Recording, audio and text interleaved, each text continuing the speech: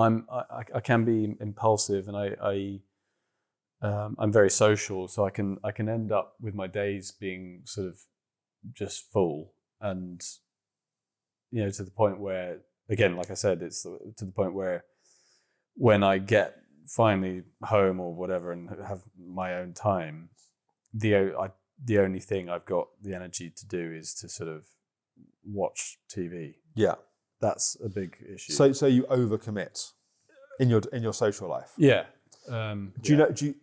My guess of why you probably do that, and I might be wrong, but my guess is that it's partly an avoidance distraction, like just be busy so you don't have to sort of sit with the anxiety. Is that right? Or if it is, that's not a conscious process. And actually, I think I said this to Oliver and Rachel after my last session, but actually part of it is a bit of a hang up from having been bullied, I think, in that there's still this part of me that when I get someone, invites me to something or whatever it is, like, do you want to go for dinner or do you want to go see a film or da da da da. So there's two things going on. One is like, I'm sort of still flattered. I'm like, oh wow, someone wants my company. That I was sort of shown at a very formative age that I wasn't worth anything, and but now I'm being invited to something. It's like it's like that's lovely, and I don't feel like I've been able to move on from the point where I'm sort of surprised by that still.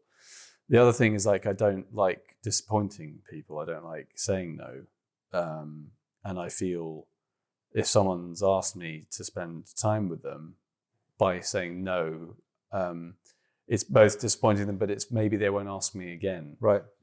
Which is kind of part two of the same issue in some ways. So those things are going on a quite a conscious level. Yeah. So there may be the subconscious avoidance thing going on, possibly, but there's actually a conscious pattern. Really, and then often, in my head, again, on a conscious level, I'm thinking, oh, I'd really just like to go home and be on my own, Well, the reality is, to say yes to you have to say no to other people.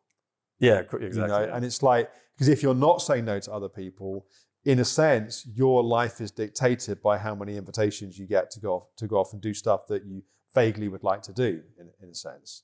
Yeah, and I think actually there is an avoidance element to it, because if someone gives me, this is quite conscious as well, someone's like, oh, what are you doing X night, and I look at my calendar, there's nothing there, and they give me a plan of something to, okay, right, now I have a plan, I don't have to plan anything. That's definitely going on, because, and I think that speaks to how my mother used to be such a dictator in my life, right? And she really made my schedule on a day-to-day basis. And then suddenly, when she was gone, I really struggled to kind of, and I think this is all related to not being able to prioritize self-care, whereas I can prioritize things that are like work and hard, and because my mother was like that on my behalf. So like accepting whatever offer comes my way, I'm like, okay, great, I don't need to worry about that. It's not that it's avoiding, but it's more like, I don't need to worry about that. That's that portion of time taken care of, doing something nice and with a friend, so. But say more about the not being able to prioritize self-care. I mean, I suppose the idea of saying no to a social arrangement to instead go home and maybe meditate or go to the gym, it's just in my head under the category of boring. Do you know what I mean? It's like, I haven't felt the reality of those things being a real force for pleasure or gain yet. And that's the goal, I guess, is to have that shift in my own feelings around those things, those activities. And how many evenings a week on average are you out, do you think? Oh God, I mean, not necessarily out, just out, like seeing people doing stuff. I find it really hard to even answer that question, because maybe that'd be a good thing to just catalogue, because that's a simple thing to do. That would be a good thing to do. But I mean, on average, 5. Wow. Yeah. Wow. Yeah, it's rare to have an evening where I'm just like, oh, nothing after work. Yeah. Because, you know, like I said, I'm social, you know, there's you know, I'm in a band. I've got friends that I see regularly. Yeah. There's my family who, Yeah. you know, we're all very close. So Yeah. it's like, there just is stuff Yeah, that no, kind of I get it. fills the time. The challenge is that, you know, you're grappling with some unpleasant and difficult inner material that needs attention. Yeah. Like your nervous system has been, you know, trained in the wrong way and it needs retraining. Your mind has been trained some unhelpful patterns, needs retraining. And that is an investment of time and energy to do that. Yeah.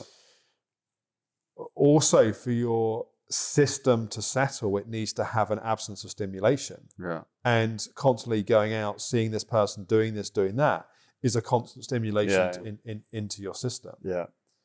And I think what's important about this is, and I don't mean this in any sort of judgmental way, but is, in a sense, you can't have your cake and eat it. And what I mean by that is you can't get the changes that you want to make without making a commitment to make those changes. Yeah. It's not so much about sacrifice and compromise, because I think ultimately making those changes will make you happier. So it's not like you have to give up your fun or your joy or happiness to do it. Yeah. I think you'll enjoy the rest of your life so much more that actually it would be more than worth the investment. Yeah. But you do have to make that commitment and make that investment to make it happen. Yeah. And I think it's actually hopefully quite helpful to make it a really explicit conversation and decision, as opposed to something that just you kind of meander into and sort of you're out here, you're doing this, you're doing that. Oh, I haven't really got the time. And then when you have a night at home, you know, if I was out 5 nights a week, I don't think I'd want to do meditation. I just want to, you know, your brain just wants to rest. It doesn't want to have to effort. So I don't think the issue here is so much about an absence of discipline to do these things. I think it's a bit about that.